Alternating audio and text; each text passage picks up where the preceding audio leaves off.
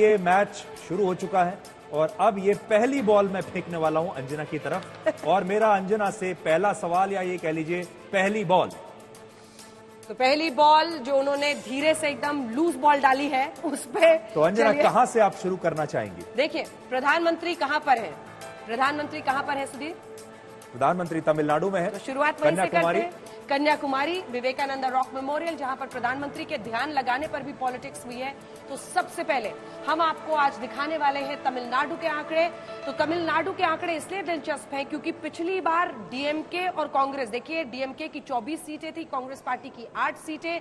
गठबंधन में, ये इंडिया गठबंधन में इस बार लड़ रहे हैं। बीजेपी की तरफ से भी पूरी चुनौती है कि क्या वो कर पाएंगे। तमिलनाडु में प्रधानमंत्री नरेंद्र मोदी ने खुद अलग अलग जगहों पर 12 रैलियां, रोड शोज की हैं। 12 जगहों पर प्रधानमंत्री नरेंद्र मोदी ने तमिलनाडु में इस बार ताकत झोंकी है। तो सबसे पहले हम आपको आइए दिखा देते हैं जेनेरिक, यानी जो हमारा यहाँ का सेट है, ये हमारा जेनेरिक सेट है। लेकिन अब हम आपके पास सामने वोट परसेंटेज लाने वाले हैं एनडीए का।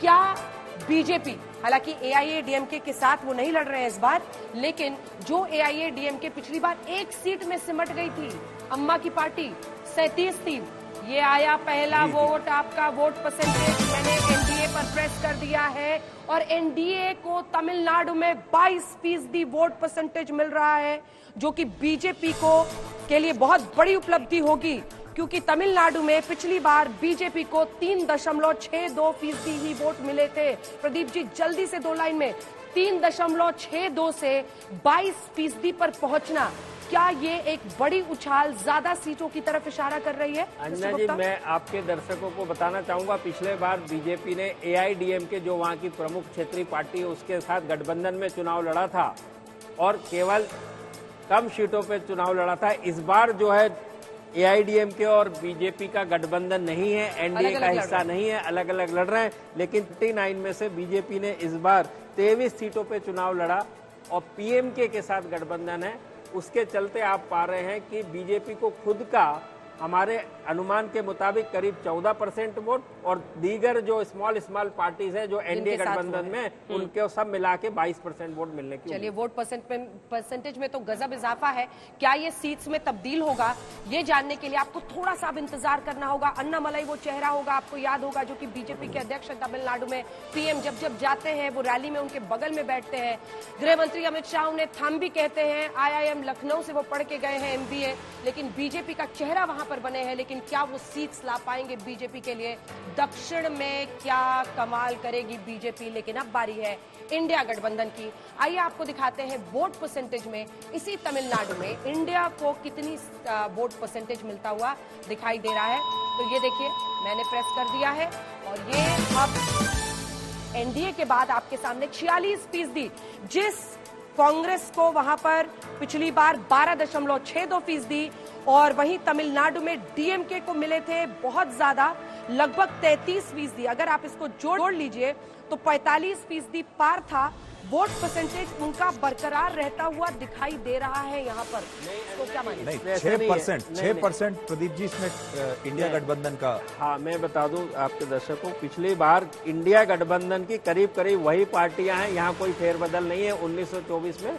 तो इंडिया गठबंधन को पिछली बार करीब 52%, 52% सब मिला के वोट मिले, एग्रीगेट तो मिले थे। अब जो घट के 46% मिलता दिखा, तो 6% का उनको नुकसान हुआ है। तो देखिए, जो 12% का एनडीए को फायदा हुआ है वो 6% तो उन्होंने यहां से निकाल लिया। जी बिल्कुल। और ये बाकी का जो 6% है ये दूसरी पार्टियां, ये हो सकता है एआईएडीएमके का काटा हो। बिल्कुल सही कहा आपने। और यहाँ पे एक नई क्षेत्रीय पार्टी एनटीके, जिसके चीफ है सीमन, वो हर एक लोकसभा और विधानसभा सीट से कुछ ना कुछ वोट रहते हैं। प्रदीप जी, अब थोड़ा सा सीट आ गई है, खत्म करते हैं अपने दर्शकों का, क्योंकि हर कोई सीट अब जानना चाहेगा। तो सबसे पहले बिना वक्त जाए के सीधे चलते हैं और आपको बताते हैं एनडीए को कितनी सीटें यहाँ पर आती हुई दिखाई दे रही हैं। ये मैंने एनडीए प्रेस कर दिया है और उसके बाद से देखिए सीधे 2 से 4 तमिलनाडु में 2014 में बीजेपी की 1 सीट आई थी और ये 2 से 4 मतलब कई लोग ये मान रहे थे कि तमिलनाडु में एक भी सीट नहीं आएगी, लेकिन आप लोअर एज 2 दे रहे हैं, यानी आप ये कह रहे हैं कि 2 सीटें तो हर हाल में आएंगी, 4 भी आ सकती हैं। कौन सी सीटें मिस्टर गुप्ता? देखिए, इसको हम कहते हैं साउथ ऑफ साउथ, यानी तमिलनाडु में भी जो सदर्न रीजन है जो आपने बताया कन्याकुमारी तरफ जो है, इसमें 2-3 सीटें ऐसी, एक तेनाकाशी और दूसरी रामनगरम, जिसपे कि ओपीएस एनडीए गठबंधन में चुनाव लड़ रहे हैं, और त्रिनेलवेली। अच्छा, इन 3 सीटों के ऊपर बीजेपी बहुत अच्छा करती हुई दिख रही है। और अन्नामलाई जो बीजेपी के चीफ थे, वो कोयम्बटूर सीट पे अच्छी खासी फाइट में है। अच्छा ठीक है, कोयम्बटूर वाली सीट आपको बताएंगे, क्योंकि अन्नामलाई का वहां से चुनावी मैदान में उतरना उसे वीआईपी सीट बनाता है। लेकिन अब हम आपको स्कोर कार्ड दिखाते हैं कि सीट्स कितने आ रही हैं इंडिया गठबंधन की। तो ये देखिए, इंडिया गठबंधन में हमने प्रेस कर दिया और इंडिया गठबंधन की सीटें कितनी आ रही हैं, 33 से 37 सीटें। ये क्या इशारा कर रहा है? ये साफ इशारा कर रहा है कि अपर एज अगर हम देखें 37 तो ठीक परफॉर्मेंस कहलाएगी। हाँ, बस 2 सीटों की कमी हो रही है। जो पिछली बार 39 सीट मिली थी इंडिया गठबंधन को, अब 37 सीटें मिलती है यदि अपर एज पकड़े तो, और लोअर एज पकड़े तो 33 सीटें मिलती हुई दिख रही है। तो उनका परफॉर्मेंस हम कह सकते हैं करीब करीब वही है। सिर्फ बीजेपी ने अच्छी खासी कोशिश करके वोट शेयर जरूर जो है अपना डबल डिजिट में 14% के आसपास खुद का पहुंचाते हुआ। 3 बड़ी बातें जो टेक अवेज अब समझ में आ रही है तमिलनाडु के नंबर्स में, उसमें इतना जरूर है कि जिस बीजेपी ने 1 सीट 2014 में जीती थी, 2019 में 0 था उनका आंकड़ा, वो 2 सीटें हर हाल में अनुमान के मुताबिक जीतते हुए दिखाई दे रहे हैं। वहीं पर इंडिया गठबंधन का नंबर, जहां पर वो 39 थे, उनका अपर एज 37 होता हुआ दिखाई दे रहा है।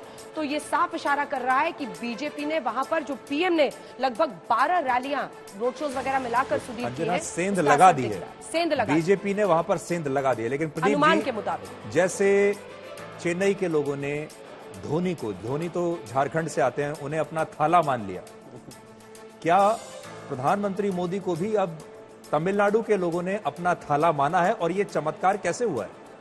देखिए, चमत्कार तो हर सफलता के पीछे बहुत कड़ी मेहनत और ईमानदारी होती है। ये हमने सबने पहली क्लास में पढ़ा हुआ है, वही यहाँ पर भी है। तो ब्रांड मोदी की क्रेडिबिलिटी तो हमेशा थी ऑल इंडिया में, लेकिन क्रेडिबिलिटी अकेले से नहीं, जो ब्रांड इक्विटी होती है उसको जमीन पे कोई काम करता हुआ नजर आना चाहिए। जो अन्नामलाई जो बीजेपी ने डिक्लेयर किया, उनको अपना चीफ बीजेपी पार्टी का प्रदेश प्रमुख, उनकी मेहनत का बहुत बड़ा श्रेय है। और मोदी जी के तो इस बार तमिलनाडु में मोदी जी के बाद जो हीरो हैं वो अन्नामलाई है, बिल्कुल कह सकते हैं अन्नामलाई है। और एक चीज मैं बता दूं, इस बार यदि एआईडीएमके के साथ गठबंधन हुआ होता बीजेपी का जो पिछले बार था, तो ये जो आंकड़े हैं वो इसके रिवर्स होते थे, नुकसान होता बीजेपी, नुकसान हो सकता था। नहीं, रिवर्स का मतलब है कि इंडिया गठबंधन को 2-4 सीटें मिल रही होती और एनडीए गठबंधन को। इसकी वजह क्या है? ये ऐसा आप क्यों कह रहे हैं? क्योंकि एआईएडीएमके का तो लोग मानते हैं कि वहाँ लगभग सफाया हो चुका है। नहीं, लगभग सफाया नहीं हुआ। आप हमारे इसमें भी देखें हाँ। तो अच्छा खासा वोट शेयर मिलता दिख रहा है एआईडीएमके को, 19%, 21% वोट शेयर मिलता हुआ दिख रहा है। और ये 22, तो कहने का मतलब अगर ये 22 और 21 मिल जाता, डिवीजन जिसको हम कहते हैं शार्प डिवीजन हो गया, और यदि एनटीके भी मिल जाते तो ये 50 के ऊपर। तो प्रदीप जी, बीजेपी से ये एक बहुत बड़ी, आप कहेंगे कि गलती हुई है, चूक हुई है, एआईएडीएमके के पोटेंशियल को समझ नहीं पाए? नहीं, लास्ट तक नेगोशिएशन चल रहे थे, हमने सबने देखा है।